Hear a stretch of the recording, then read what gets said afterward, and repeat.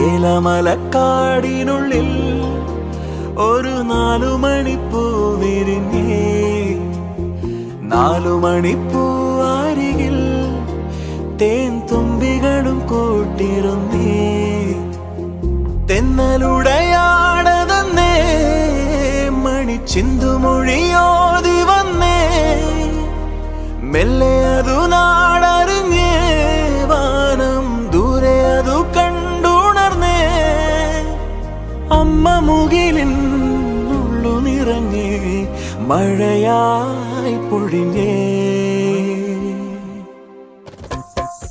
ഏലമലക്കാടിനുള്ളിൽ